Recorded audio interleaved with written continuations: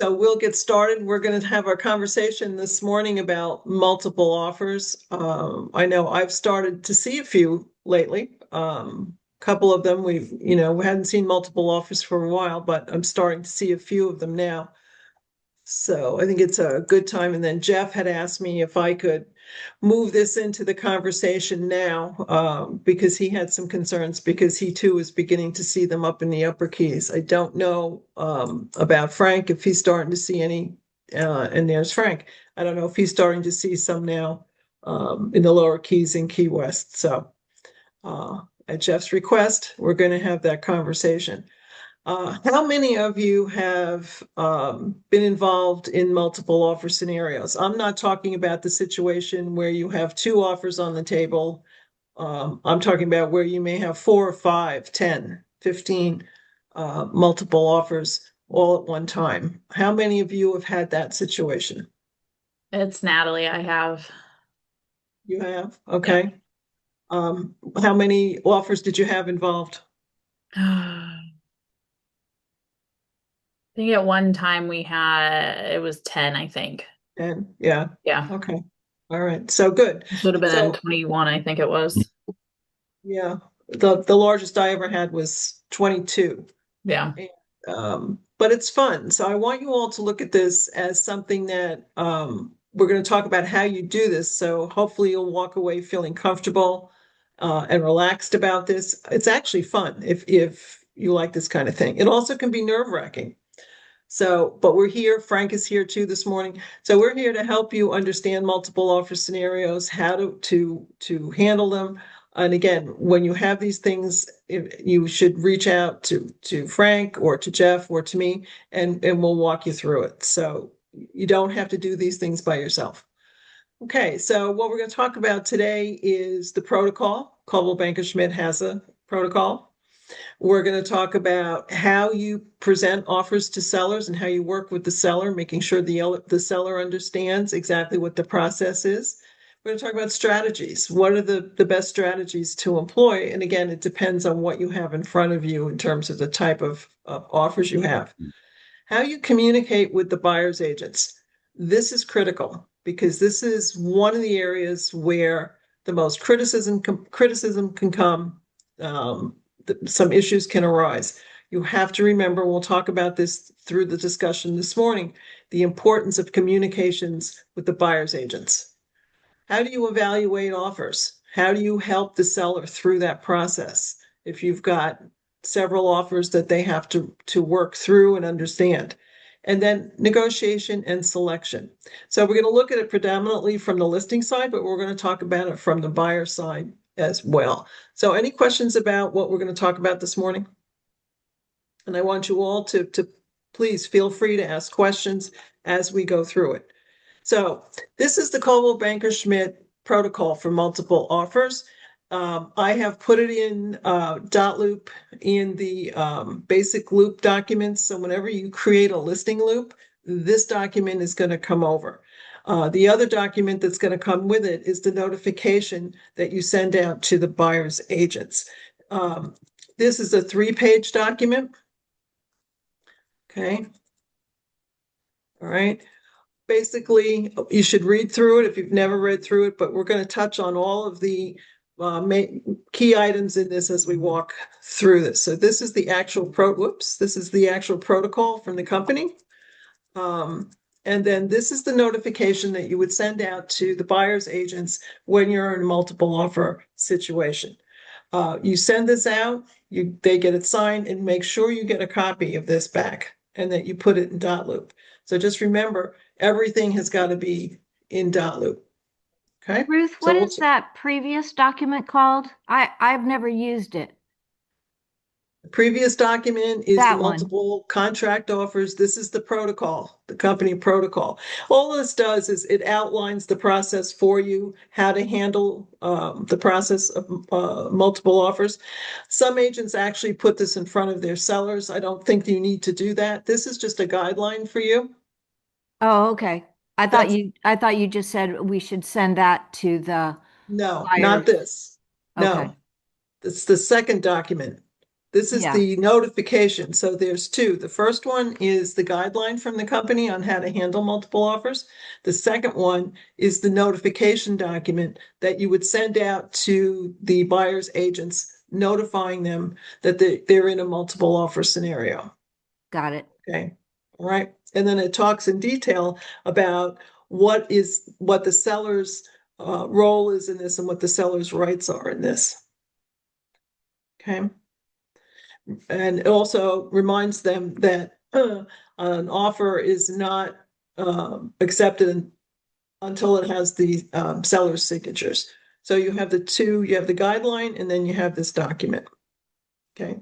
Natalie, did you use this when you were working on multiple offers? Did you use the notification form? Yeah, I did. I would send it out to every agent. Did you get any pushback from anybody? Um, I don't think I ever did because I would make a phone call with it too, but then I would send this through dot loop so that way we had that, they were actually notified that there were multiple offers. It's a good tool to have in that scenario Yeah. in case What people it's don't scary. answer the phone or, don't want to pay attention. All right. So what it says is, in an effort and, excuse me, desire for all buyers to be afforded a fair and equal opportunity to purchase this property, the seller would like all buyers to understand the seller's prescribed multiple offer protocol. The seller and listing broker want to assure all prospective buyers that all written offers are timely submitted to the seller's broker and will be presented and considered. No verbal offers, verbal counter offers, or unsigned or incomplete written offers will be considered. Sellers reserves the sole and absolute right. So you hear this. We talk about sole and absolute right in a lot of our documents. We have sole discretion. We have that in the contract. We have that in the listing agreement. That term means that the seller is in control. Okay. All right. It's seller's absolute sole discretion to accept any offer or to reject any and all offers, irrespective of price, terms, or the order in which offers are received. Seller reserves the option to request final and best offers from all prospective buyers to be submitted to seller's broker prior to established deadline, which will apply to all prospective buyers. The acceptance by seller of any offer or counteroffer is only effective upon the signature of the seller and delivery of the signed document to the buyer or buyer's agent or attorney. Verbal, email, or text acceptance of any offer or counteroffers by the seller or seller's agent shall not constitute a written offer or acceptance of a written offer. Okay. That lays it out pretty clearly, I think, to the buyer's agents about the process. So do you have any questions about this? No? Okay. So as we move on, handling multiple offers is both an opportunity and a risk. There is risk if we don't do it the right way. In real estate, the goal is to maximize the seller's outcome while staying compliant, ethical, and transparent. At the outset, it's important that you review the protocol, which we just looked at, with the seller and set clear expectations of the process. The seller needs to understand that they are in control of the process, and they are. Okay. Communication is key. This is going to be emphasized through this whole conversation. You have to make sure that all the agents and clients are as fully informed as possible about the process, okay, and the role of the seller. You want to make sure that you've established a climate of fair treatment to all and generate the best contract for the seller. And you have to keep control of the process. Okay. Questions about any of that? What are the risks in a multiple offer situation? Multiple offers increase both opportunity, certainly for the seller, and exposure. Exposure to you, okay, in terms of how you've handled the process. When things go wrong in these situations, the consequences are usually legal, ethical, financial, or affect your reputation. Okay. Not to mention the risk of selling the home twice. This has happened. Okay. This is why we emphasize that you have to understand the process. If you have questions or you're concerned, you reach out to one of us and we'll help you with this. But it has happened because of the way a multiple offer situation was handled. The home was sold twice. Okay. Okay, what's the definition of a successful multiple offer? That it's legally clean, it's ethically sound, it's well documented, it's strategically strong, it's low risk, okay, because it's been handled right, emotionally neutral. What that means is that it's very important that you, as the listing agent, since you're managing this process, that you stay very neutral and you stay emotionally very calm. Okay. We don't get overwrought about these things. We stay neutral, doesn't matter who the offer is coming in from. We have to be absolutely neutral and calm through the entire process. And we have to handle this in a very professional way. So our job is not to create competition. We already did that by getting the multiple offers. Our job is now to manage this process very safely to get to the right outcome. Okay. Okay, so the law says that the seller is required to provide written authorization that includes the seller's desire concerning communication with other agents. So they have to give us written authorization as to what we can disclose through the process to the buyer's agents.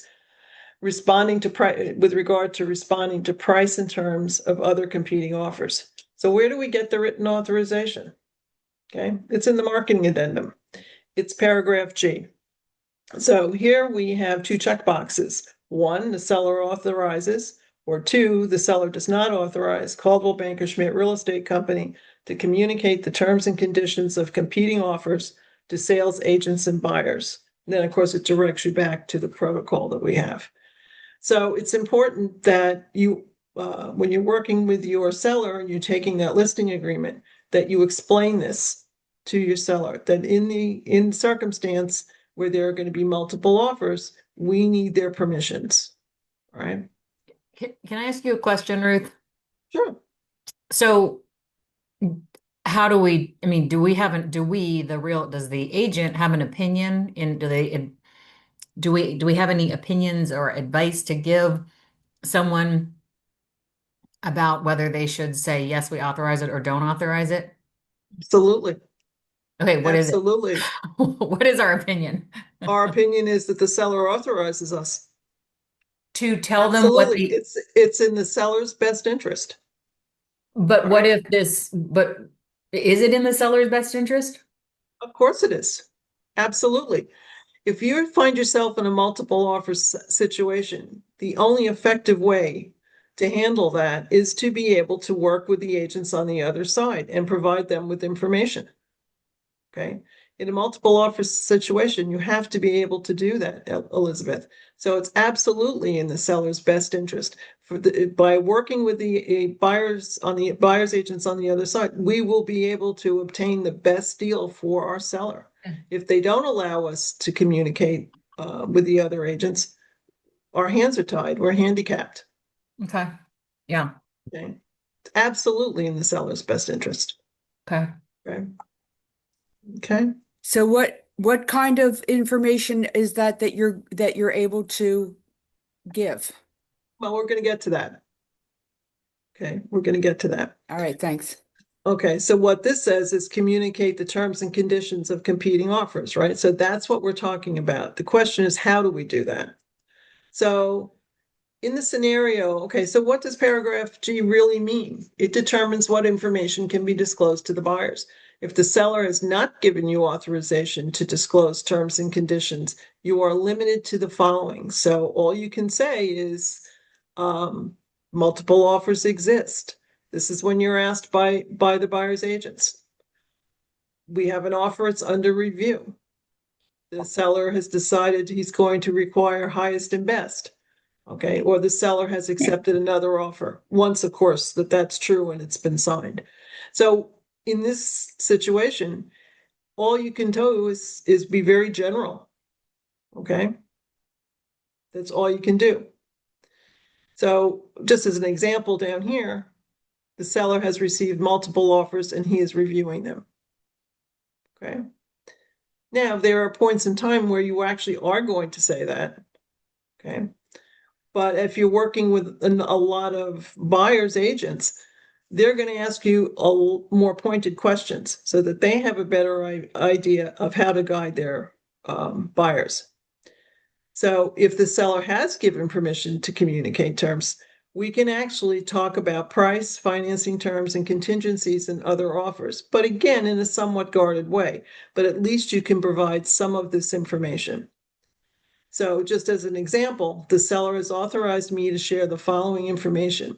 You are welcome to revise your buyer's offer if they so choose. And the seller will review all offers at whatever, by, whatever time you put in here. So you can provide a little more information. Okay. All right. Why do you think that's valuable? It's gonna help you get hopefully the best in terms and price for your seller. Yeah. Did you do that when you handled your 10? I did. Okay. You did or you didn't? I did. Yeah. Yeah. I was able to do that and yeah, it worked out well. I think so. Imagine yourself in a situation like Natalie. She's got 10 offers on the table, or the one I had where I had 22. And when you start to look at these things, okay, and you're going to find gaps. You may find some that are extremely low. You may find some that are close to the list price, maybe even over the list price. Okay. So if there are some that are extremely low that you already have much higher offers on the table, how do you think you should handle those offers? Should you be talking to the buyer's agent and say, look, I have offers that are close to asking price, maybe over asking price. Do you think your buyer can increase their offer? Should you have that kind of a conversation to weed out those things that are just never going to work?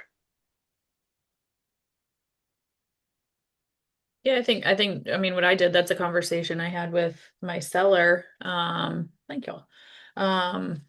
With my seller, like, is there, kind of like a limit that would be too low that you do want me to go back to those agents when looking at it? Because some of them were, I mean, they were the one that ended up winning it was, God, I think it was like 300,000 over asking. That's the professional way to handle this, because you don't want to waste the time of those agents or their buyers if you just know that they're totally out of range. And And I again, you would did the have my right. seller give that to me in writing too, like if there was an under number that they didn't want or, that they wouldn't accept, because we have to have it in writing and then go back and see if they want to increase their offer.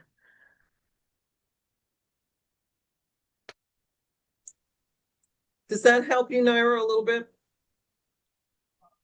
So what you're saying is that every direction Yeah. has to come in an email from the seller.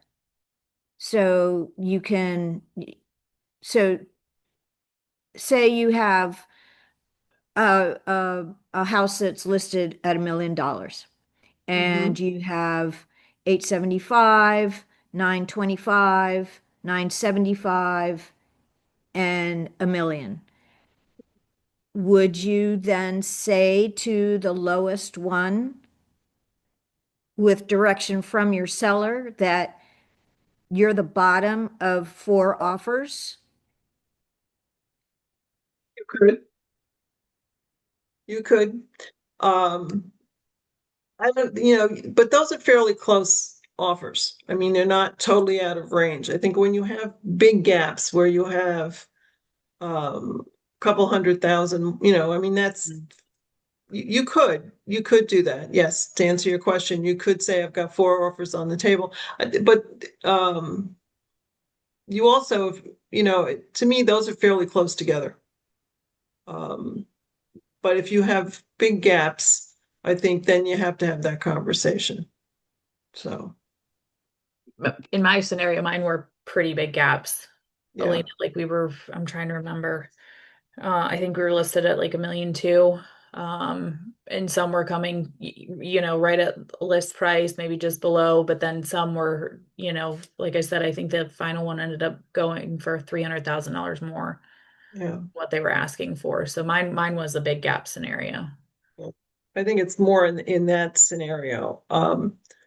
I pulled up, I don't know if that answers your question, but I mean, yes, you could do that to answer your question. I mean, I pulled a couple of these if a buyer's agent asks you, do you have other offers? Yes, we reserve multiple offers and reviewing them. You know, you're not going to say, yes, and one is much higher, or yes, but yours is close, or yes, there's a cash offer.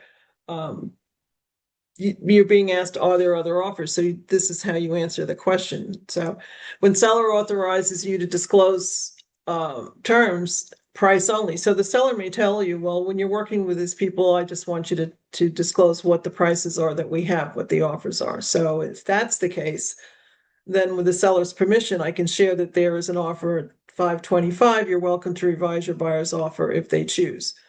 But you're certainly not going to say match it and it's yours or something like that. I mean, that's totally unprofessional, but I have heard agents do that. So, okay. Okay. If the seller authorizes you to disclose the terms, sellers authorize me to share that there is a cash offer on the table. Feel free to adjust your buyer's offer accordingly. So you're not going to say cash is king, you should switch to cash, or you can't win against cash. I mean, but there are people who say those things. I mean, these are sort of absurd examples. So what's the process? So you end up with multiple offers. Now, if we're talking a two offer scenario, okay, where you've got two offers, you know, you can handle that a little bit differently. You do have to notify both agents that you have two offers on the table. And, you know, and again, you can take a look at them and decide, you know, have the buyer decide, a seller rather decide what they're going to go ahead and do. So that's a smaller version of what we're talking about here. So when you have multiple offers, though, when you've got more than two, you want to notify the agents that the multiple offers have been received, and you're going to send them out that notification of the protocol that will be followed. I don't think that's necessary when you have just two on the table. That's an email from you just saying to both agents, you know, we have multiple offers. Ruth, Ruth, So, Ruth, can you hear me? hi, Nancy, how are you? Hi, Ruth. How are you? I have a question. So, some agents say, well, what are the dates that the offers came in? Because you have to deal with mine first, because I think it came in first, or something similar. Is that true? You don't have to, as long as the seller hasn't signed anything, correct? That is correct. Mhm. Um, Thank you. yeah, yes, that is correct. I mean, I hear that every once in a while, and you have to deal with mine because it came in first.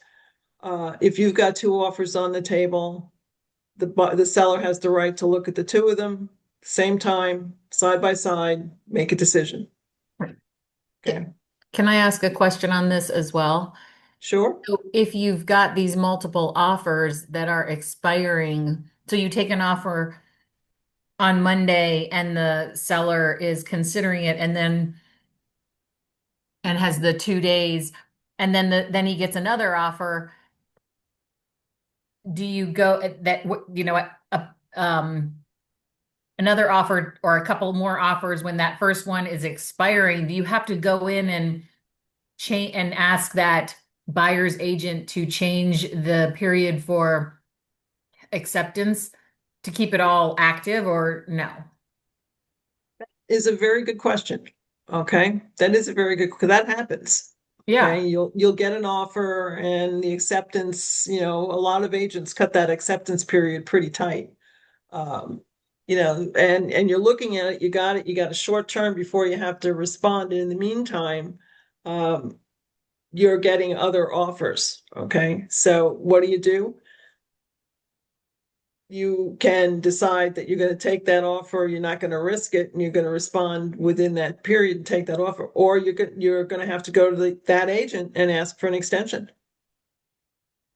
You know, And then they have to well, they can choose, but that it has to be done through dot loop and everybody signs and we're all extending and all that. yeah, if you're going to ask for an extension to the acceptance date, yes, you should be doing that. in writing. And then at that Okay. time, you inform them that there's multiple offers being handled? Is that what Well, well, yes, then you tell them that you have multiple offers being handled. Yeah, absolutely. Absolutely. But that happens a lot.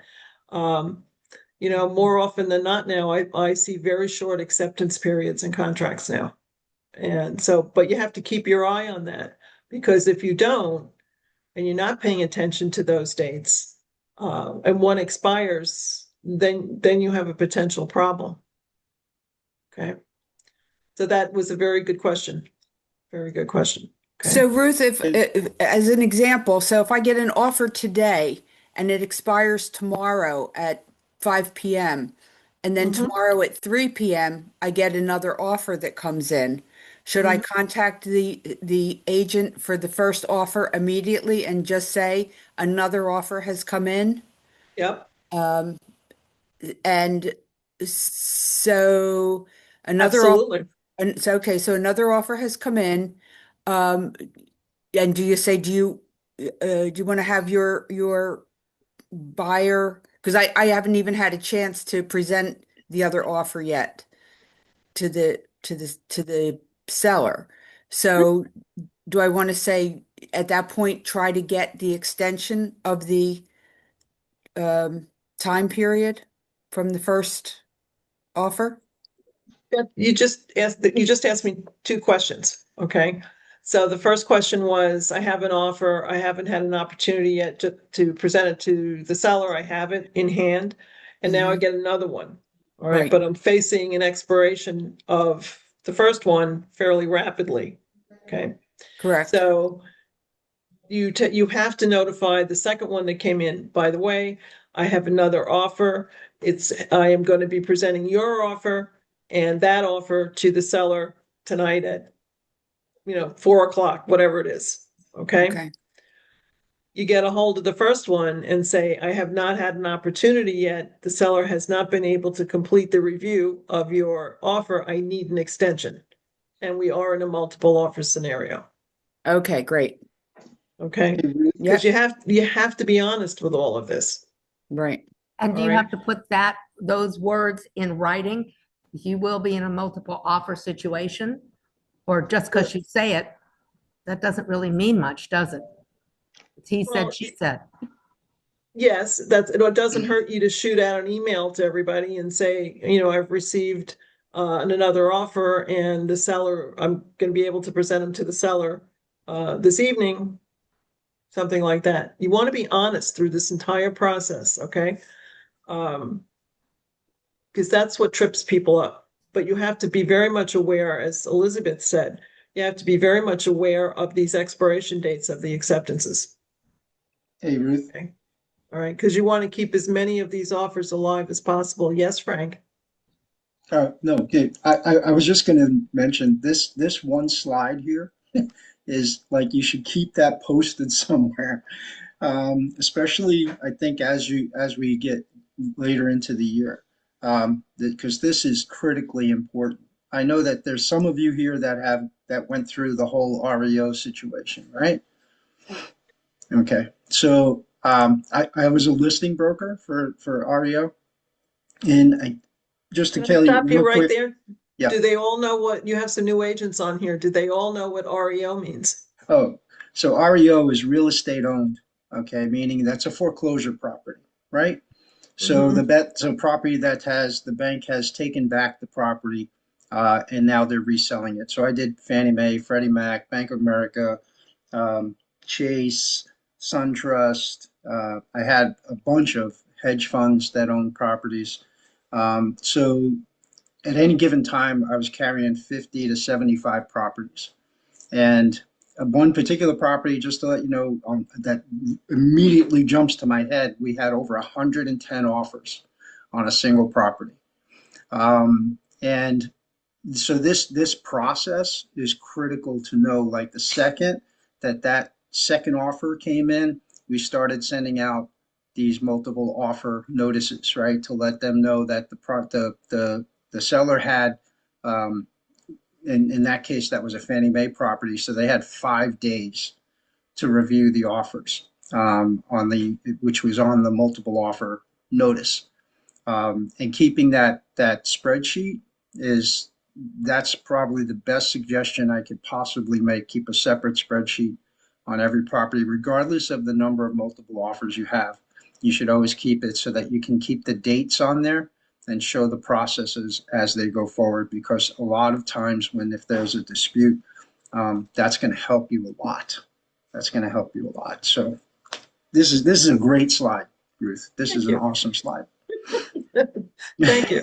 I was gonna mention about the Excel. That's exactly what I did. It was the terms of the offer, laid each one of them out for, for the sellers to be able to look at. Included obviously the contracts with them too, but it's having that Excel spreadsheet, with all the terms and conditions on it is very helpful. Do you remember too that your sellers are going to be very confused? All right, especially if there are a lot of offers on the table. And confusion is not going to help them make the right choices. And our job is to help them make the right choices for them. So you have to make it as easy for them to understand as possible. And by putting everything on a spreadsheet. Now, you are still obligated to present the entire contract, all of the pages of the contract and associated addenda and so on. That still has to be given to the seller. But the spreadsheet is basically a summary of everything you're going to put in front of them. But don't forget, you have to actually give them the contract and the addenda. Has to physically make sure through .loop that they have it. Okay? All right. You want to make sure you're doing that through .loop so we have date and timestamps. That's the beauty of .loop. It takes a lot of the guesswork out of when things were received. Everything is there and we can audit it. Okay, it's a great audit trail. That's what it's built for. So, okay, so Frank has just talked about it. Natalie and I have just talked about it. You have to know when your offers, when they were received, the date and time. Very, very important that you have that documented. Make sure that all the offers that you have are in the loop for the listing, and each one of them has its own folder. So you can have all the paperwork for each offer readily available. All right.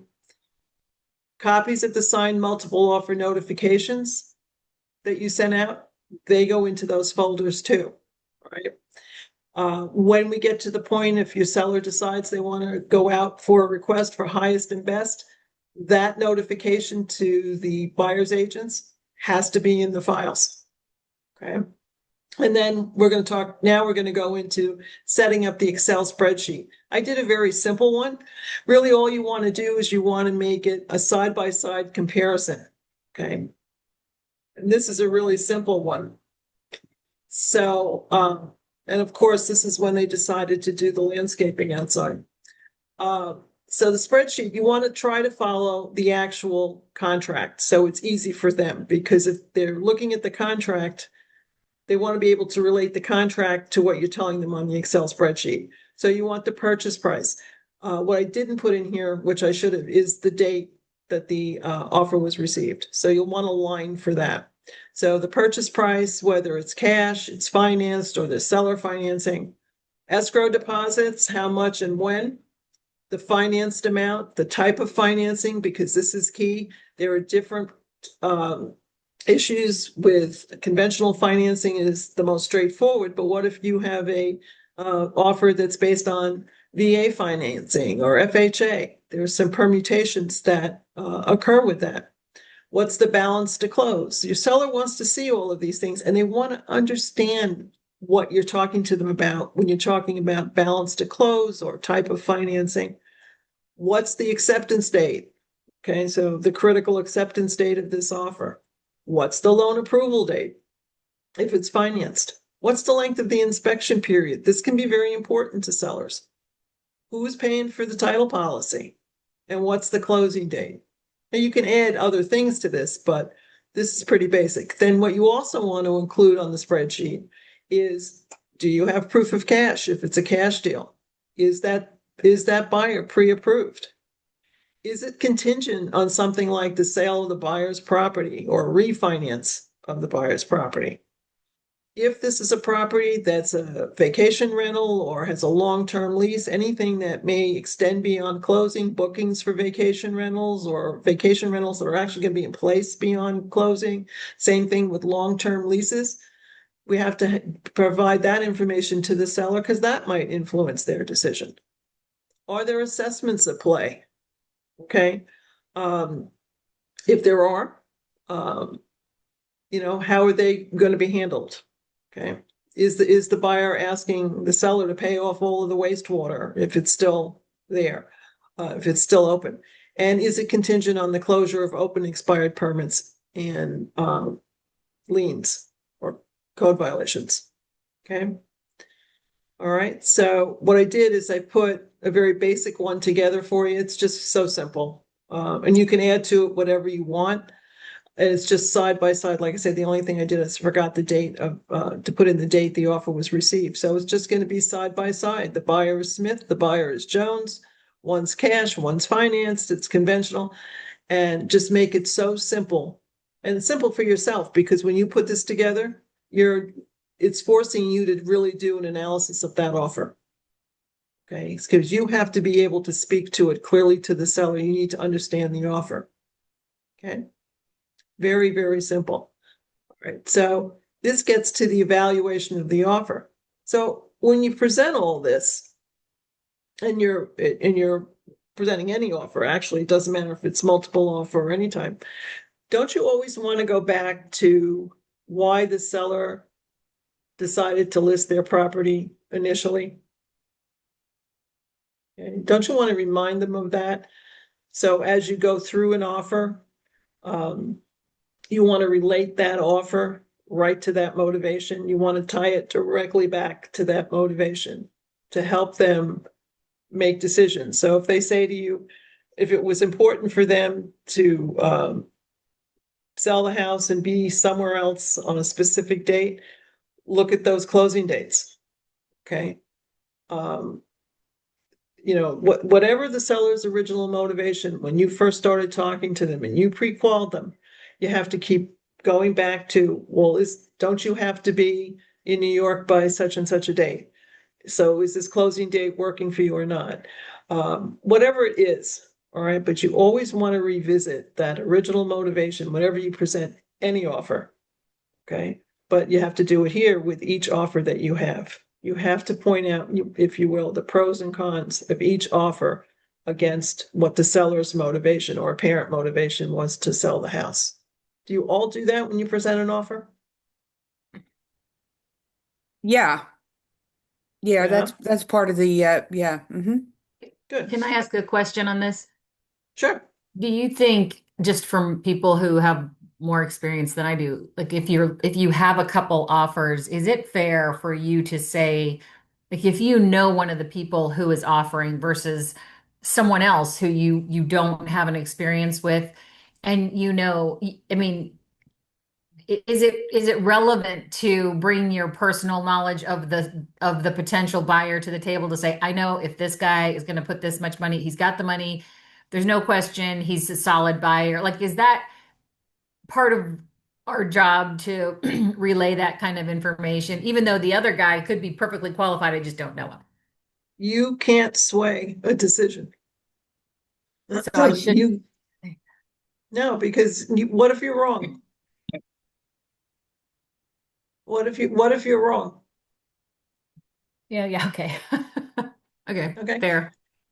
Yeah, I mean, again, we're a small town, right? The Keys is really a small town. We all know a Yeah. lot about each other, right? Um, I think you have to be very careful with that, Elizabeth. I think because you're putting your personal opinion into this transaction. You're influencing the seller. Yeah. Hey Ruth, And that's along those lines, so Elizabeth was talking about if she know like a particular buyer over another one. How about if you know that one of the offers that's coming in is with an agent that is awful, and we know a few of them. Again, do you really think that that's your position to, you may think that so and so is a terrible agent, Okay, because you have not, in your view, had a good experience with that agent. I may have worked with that agent, not had a problem. So do you think it is right for you to influence a seller based on your knowledge of it, of the agent, or what your perception is of the agent? Is that fair to the agent's buyer?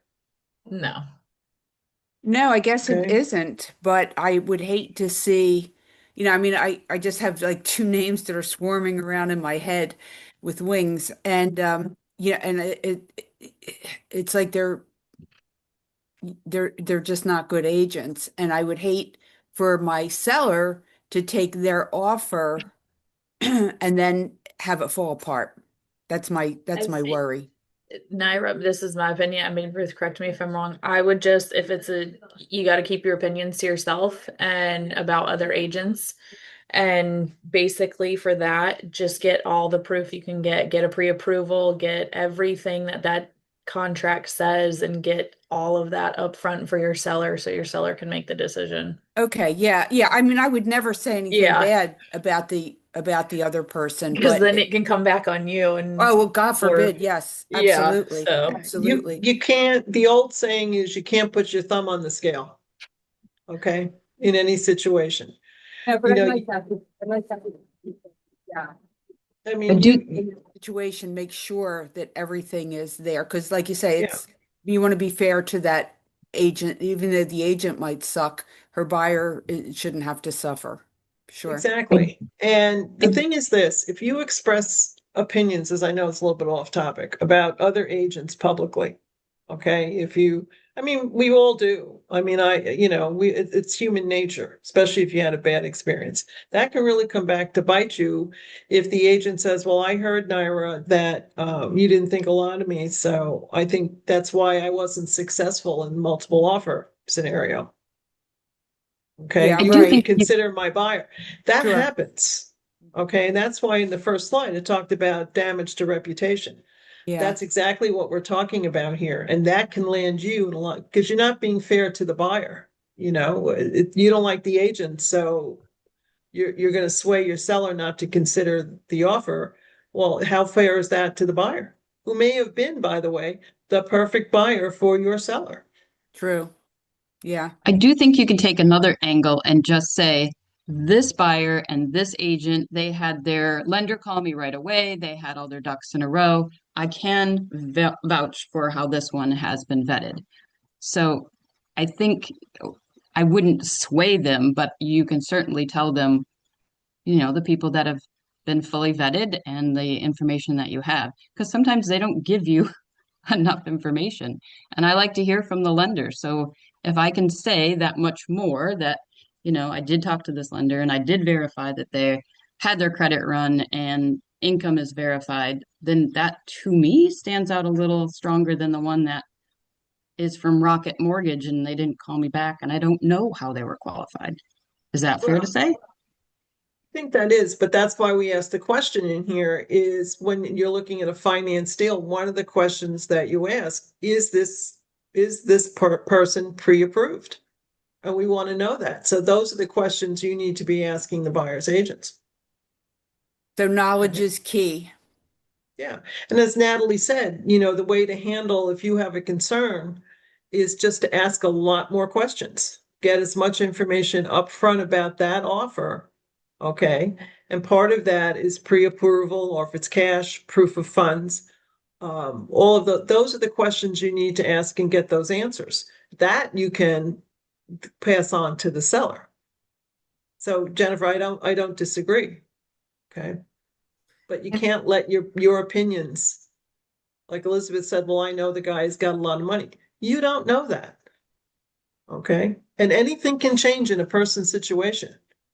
So that kind of statement you can't make. So When you send out the notice that you're in a multiple offer time right now to the buyer's agents, can mhm. you say, please make sure, your best offer and include, oh, I'm sorry, and include whether you have the finances, a note from your banker or you've been pre-approved or whatever, please include that in the offer Can you ask for that? If they haven't presented it?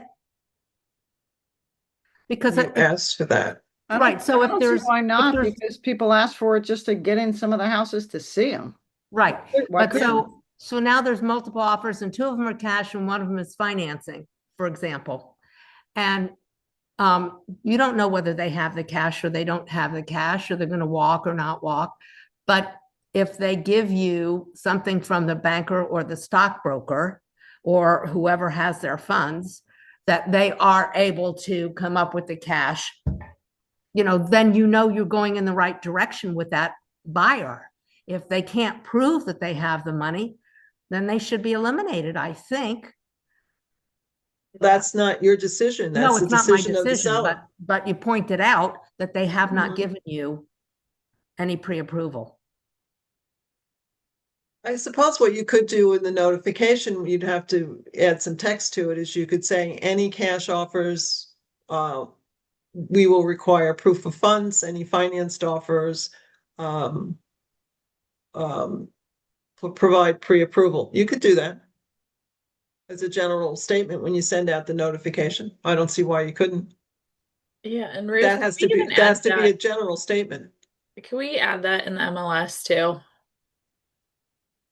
Oh, In there, always. yeah, and that's what I usually do. And like if somebody doesn't, I've run into like some people when they submit their offer, if it's financing, like a pre-approval will be given in so many days. And I get it sometimes if it's a weekend, it needs to be Yeah. updated and whatnot. But yeah, that's usually what I mean, I always ask for it right up front. And if they're not giving it to me, I mean, that's kind of a red.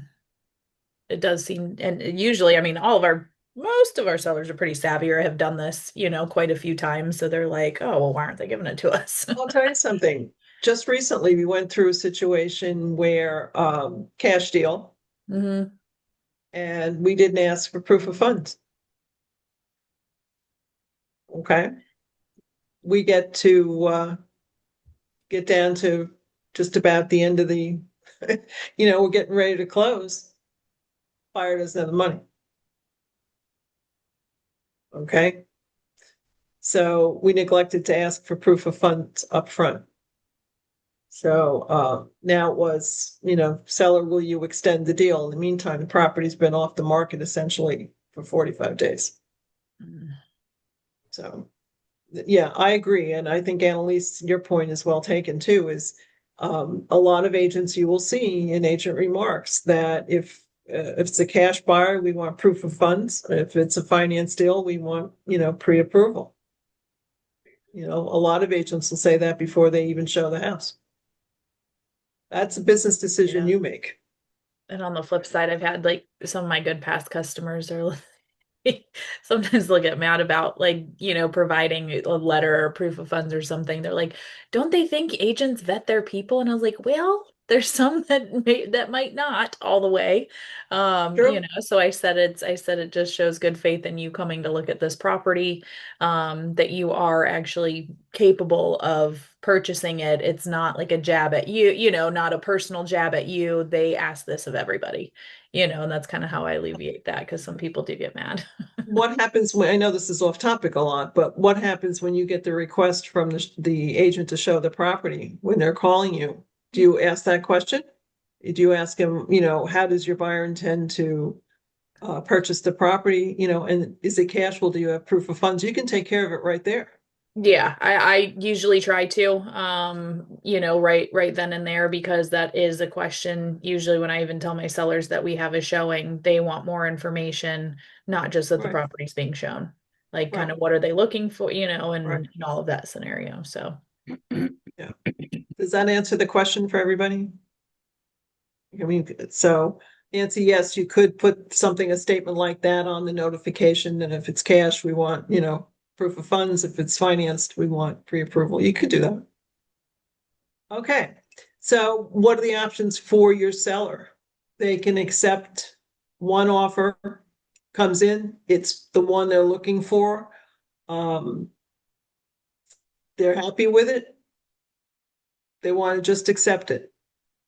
Great, That's a very nice scenario, that they're happy with with one of the offers. We're done. It's over. They're going to take that one. No, nothing else, just notification to all the other agents that the seller has selected an offer and, signed it. Okay, so it's great. This makes sense if you got a strong offer in terms of price and terms.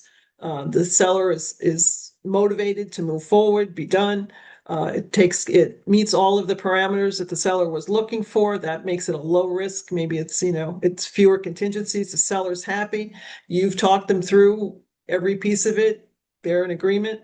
You're done. That's great. So when that happens, immediate notification to the other um, buyers, agents, and you let them know. Okay, Can I ask a question about that? sure.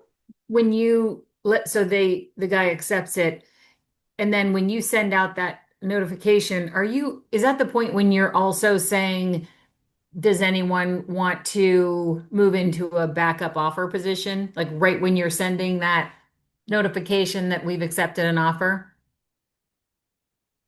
We're going to talk about that in a minute. You got to be very careful with that, because what happens if 4 or 5 people come back and say, we're going to submit a backup?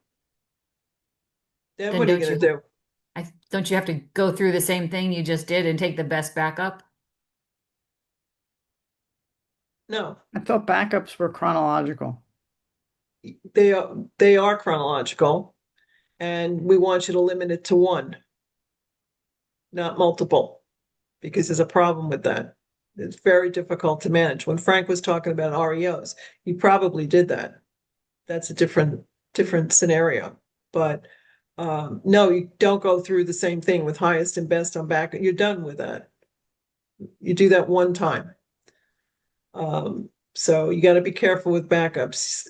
You can, if you have some offers that are close to the one you just took, okay, Yeah. maybe there's another one that's fairly similar. Okay, you can ask your seller, do you want me to talk to this agent about submitting a backup offer?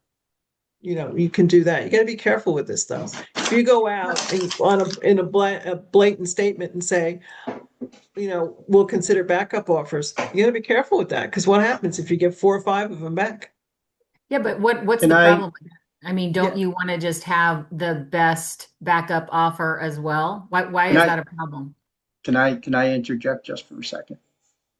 Sure. So just because Ruth mentioned how, with the REO, this was the requirement on a backup offer for most, not all, but most, okay? First of all, legitimately, okay, or legally, whatever you want to say, to make it a backup offer, it has to be a fully executed contract with escrow deposit to make it a legitimate backup offer, right? So what we would have to do is if there were backup offers that were accepted, because Fannie Mae didn't take backup offers, right? So the big places didn't take them, but the smaller ones did. But they had to have an escrow deposit and it had to be fully executed so that a second something went wrong with a contract, that one would fall into place immediately, right? There was no backing out if you made a backup offer. If they wanted to back out, they had to back out prior to a specific date. And generally, that was 10 days before, or within 10 days, excuse me, within 10 days of submitting the offer. Otherwise, they were stuck with it. So that's how a lot of the banks did it. The local regional banks, especially, did it back then. So just as a comparison. If you look But at our, that's not how our backup offer addendum is actually written though. So you're talking Right. specifically for banks, correct? Yeah. I'm just yes, telling you, that's how they did it then, yeah, right? To make it a right. backup. And Okay. each of the banks set their own guidelines for that. Our backup offer, when you have to, first of all, you got to label it, you have to use the addendum for the backup offer. So, and backup offers, um, it's always nice if we have escrow. It's always nice. It makes it stronger on a backup offer. But the thing you don't want, Elizabeth, is to have multiple backup offers. Okay. We want it limited to one.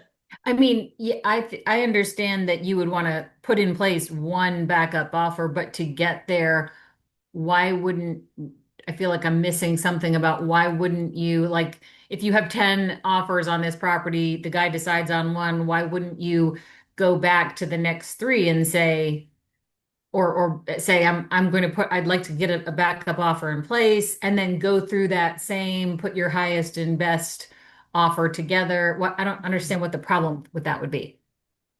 Well, then if all the three offers are identical, then, why'd you pick the first one in the first place? But No, they're not no, I mean yeah. so he chose so one is under Yeah, I get that, but are the next three identical? Like there's got to be usually one that's better in terms, price. You would only go back to one of them because if you go back to all three and they all want to put a backup offer in, you're going to be, that's And not, you can't go out with highest yeah. and best along that group of people. Now you've started another process altogether. Okay. And You absolutely cannot do that, Elizabeth. yeah, I just don't understand why. Why would that be a problem? You're basically asking these next three people to put Because forward. your seller has signed an offer, right? Yeah. Okay. He's moving forward with an offer. All right. So we're Yeah. not going to go back out to that remaining group and ask for highest and best to create a backup offer. You cannot do that. Frank, am I articulating this improperly? No, you're absolutely correct. Okay. You're All right. articulating it, but you're not saying why. I think that's what Elizabeth is asking. Okay, so you say you can't do that, but Mhm. why can't you do that? Is it against the law? What you've done is you've when you went out for highest and best and the seller chose and signed an offer, you ended the process. That's why the process is over.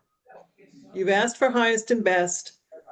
You've done it once. You got the highest and best. The seller has selected and is under contract. Okay. Now, as Natalie says, you may have one or two that are close to that or identical. Those are the ones that would make sense to encourage a backup offer. Okay. But the process ended when the seller signed the contract.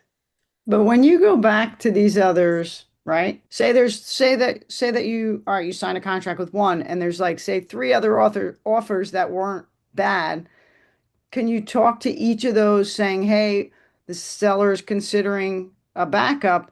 So, if you're interested, put together your best backup and we'll see if I can get the seller to consider it." And then they have three different other potential backup offers to pick from. You're saying the No? same thing that Elizabeth Yeah. is saying. I Right. think, I and think that Ruth, if I'm bad about that, like in that scenario, what I would do is you still have your seller pick which one and go back to maybe just one in particular. Like you shouldn't be going back to all of them. Like usually your seller's going to rate them. I feel this is what my sellers did. First, second, third, in like what place, and then possibly just go back to that second one and see if they do want to be a backup. And if they don't, then I Don't, mean, I guess you could yeah, go down the list if you wanted to, but yes. You can't open up, yeah. you can't start another process with the other offers and ask them, now they're competing against each other. You can't do that.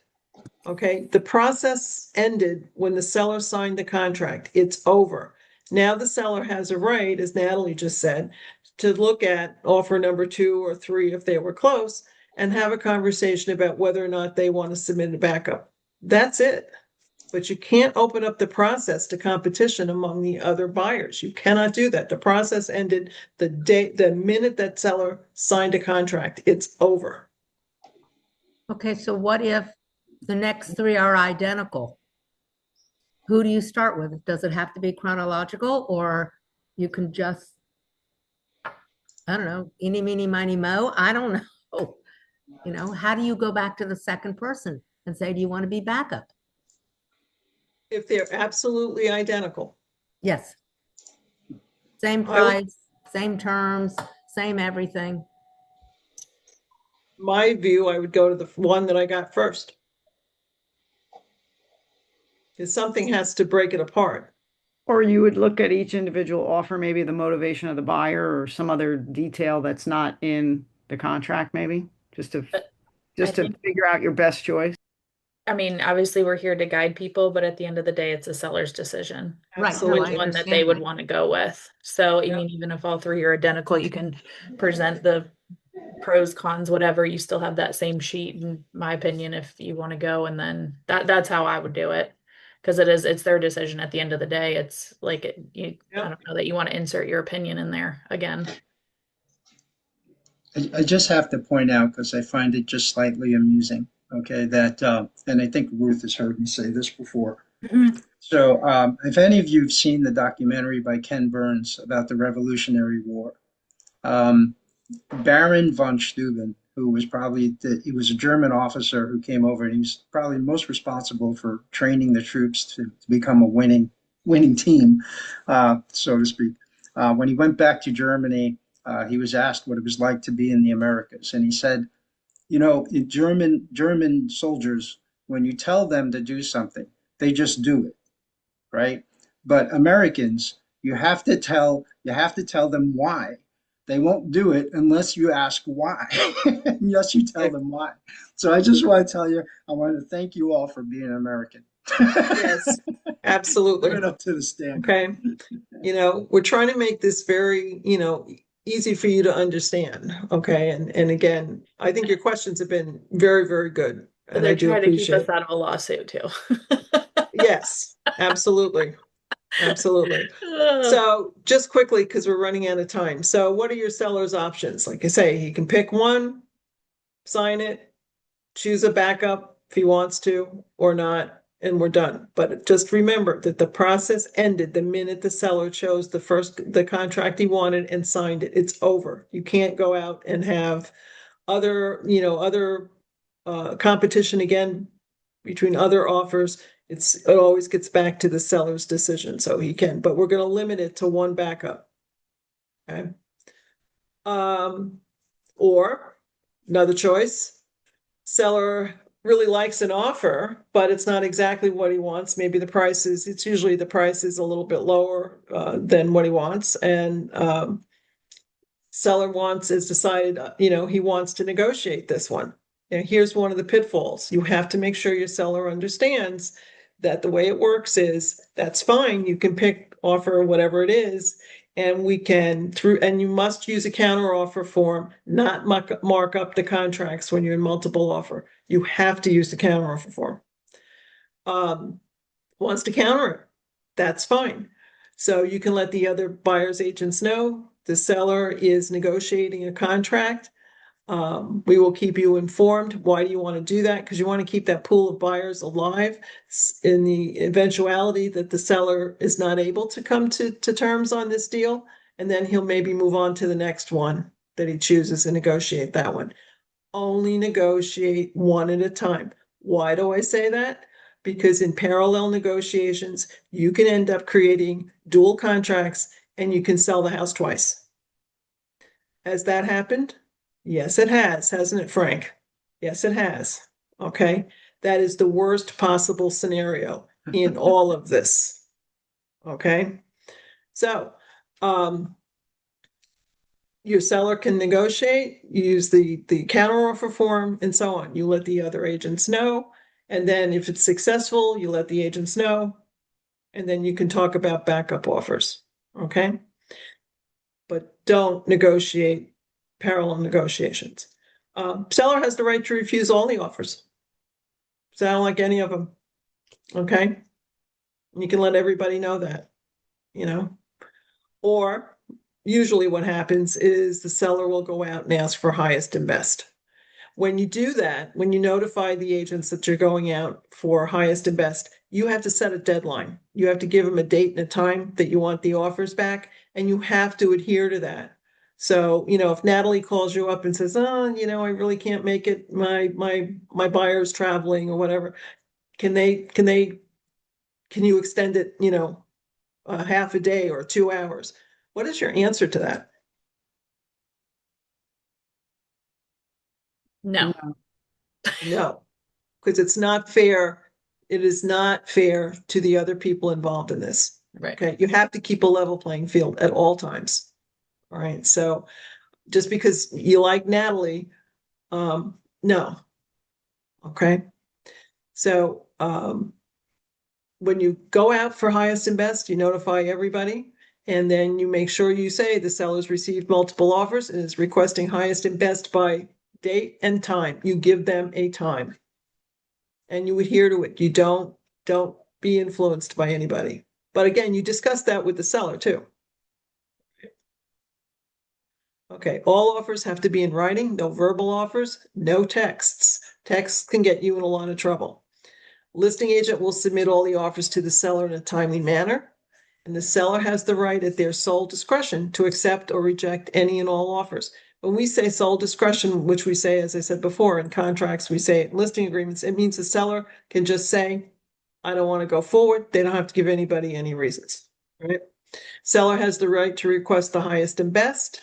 All right, listing agent must keep all prospective buyers informed of the process. We touched on that. And please respond to those buyers agents in a timely manner, regardless of what the subject is. Okay. If a highest and best is requested, notify each buyer in writing, okay, of the time for the submittal. We talked about this. You can't negotiate two offers simultaneously. Again, you can end up with two different contracts. Okay. Counteroffer form must be used in these situations, no marking up of the contract. You guys have to keep control of this process. So be reasonable in your deadlines. Don't deviate, even though you might get pressure. We've talked about this throughout here. Communications have to be clear. Limit your backups to one. All right. Only the seller can accept an offer or counteroffer by signing all required documents. Okay. That means any addenda that are there, Monroe County local rider, lead-based paint, whatever it is. Remember that prior to the seller accepting an offer, be sure that any other offer or contract previously submitted to the seller which could be accepted has been specifically withdrawn or rejected in writing prior to acceptance. You just have to let everybody know that the seller has chosen an offer and you put them on notice. Okay. Can I ask you a question on that? Mhm. Why do we have to this thing that says seller blah blah blah? Remember, prior to the seller accepting an offer, be sure that any other offer which could be accepted has been withdrawn or rejected. What and writing? Why? I mean those why? What that really, all that means is that the seller has chosen an offer and you want to put the buyer's agents on notice that they have chosen an offer. So you've put it to bed right away. But That's all. if you screwed that up, it's not, I mean, like that offer would die anyway if you didn't respond to it. I mean, it's best protocol, but just for example, let's say I didn't do that in something recently. It's not like that's illegal or anything. It's just, this is best practice. Yeah, okay, got it. This is best, there's nothing illegal. It's just I'm best not going to practice. go to real estate jail. You're not going to go to real estate jail. It's Got it. just best practice. So a question that comes up all the time is what happens when there are offers from other Coldwell Banker agents, or you as the listing agent have a buyer in the mix here. Okay. We want to just make sure, and we state this in the protocol, there is no moral or ethical problems with an in-house sale winning out over an out-of-house sale, regardless of the perception of competing agents, as long as the seller has obtained the best contract and all parties have been treated fairly. Okay. So what you want to do is, that's the whole theme of this has been transparency, excellent communication. Okay. And keeping that level playing field. As long as you do that and you keep control of the process that way, you won't have a problem. Because no matter what happens, if you have an agent, not part of us, who feels, they should have been successful, and they find out that it was, an in-house deal, there's always somebody that's going to complain about that. There's always going to be somebody who has something to say. But as long as you do it by the book, you're fine. There's no issue with this at all, with it being an in-house deal. Okay. Okay. On the buying side, when you're representing the buyer, ask the listing agent questions about what's the content, strength of the competing offer, see how much information you can get up front from the listing agent. But make sure when you're talking to your buyer and they know they're in a multiple offer scenario, that they need to put their strongest offer forward, because they may not get another bite at the apple. There's no guarantee that the seller's going to come back and ask for highest and best. I'm sure you've all had the experience when your buyer is lost. They'll say to you, well, if I'd known, I would have gone up another $25,000. Okay. Ruth, can I ask you something? It says always use the counter offer form. Even if we're going to highest and best, we add that, even though it's not a counter offer, it's like an addendum almost. Do you understand what I'm saying? I've submitted my Yes. buyer's offer, Right. and now I get a note that says submit highest and best because it's multiple offers. Do I use the counter offer form or do I use the addendum form? Process says you use the counteroffer form. Okay. Some people It's not a rewrite the entire, counteroffer. some people, no, but some people write the entire contract over again. Okay. You could use an addendum too, Okay. So Frank, you have any comment on that? No, I think you're Yep. hitting that one. Okay. Yep. What you don't want is buyer's remorse, though, and it happens all the time. I'm sure you've all had, if I thought I'd have another, opportunity, and I could have done this initially, or I could have done that. You don't ever want that to happen to you. Okay, it's also a good way to lose a client. Okay, so one of the theme here is about communication. It is imperative that you be careful with your communications. Okay, especially those communications in writing.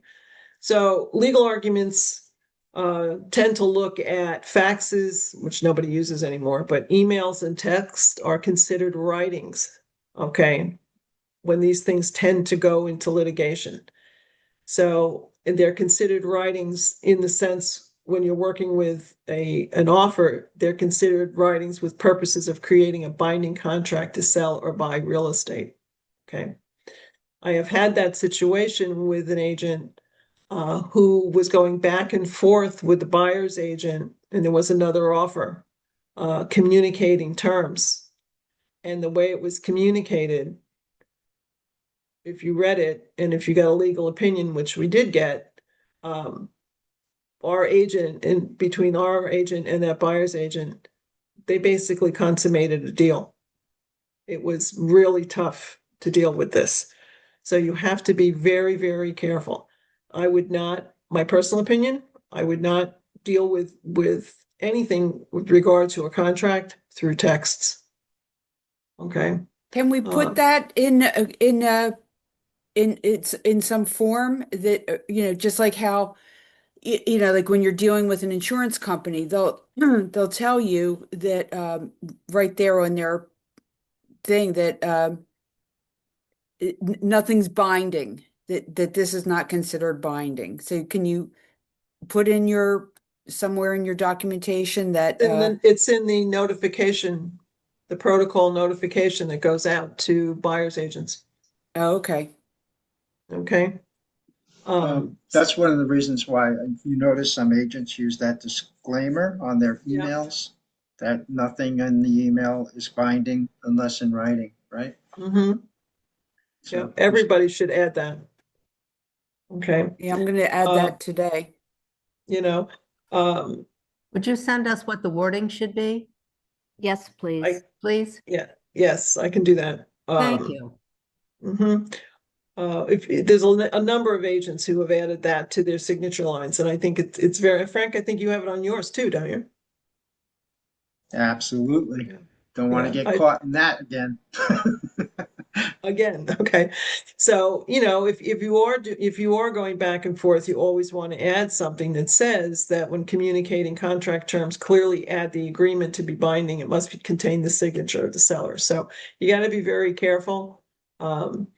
It's something that, we can get you samples of what other agents are adding to their signature lines. It's pretty straightforward. You can look at Frank's. I don't know if Jeff has it on his. I don't have it on mine. I should add it to mine and I'll do it today. So questions about anything that we talked about. It can be very confusing, but if you just follow our protocol, call Frank, call me, call Jeff, we'll walk you through it. Okay. Any questions about what we did today? I just put what I have on my signature. I don't know if it's right or not, but it's, I think it gives the gist. What have you got on your signature? I just put it in the chat. Please note that any negotiation communications included in this email do not constitute a contract until it's in writing and executed by both parties. That's good. That's very good. Okay. Okay, so today everybody adds it to their signature line in their emails, okay? Anybody have anything else? No? Well, thank you for working with us, with Frank and I today. We appreciate it. And if you have any questions, just let me know. Thank you. Thank you. Awesome Great, stuff, Ruth. thanks, guys. Thank you, Ruth. This was great. Thank Yeah. Great Okay, info. Thank Just you. a I hope you reminder, all got this will be something out put of up it. onto the YouTube channel. So if you want to watch this, as well as it will be sent to you in your email along with the slides to go with it. All right. Yes, and the Thank you. slides will be going into back at you.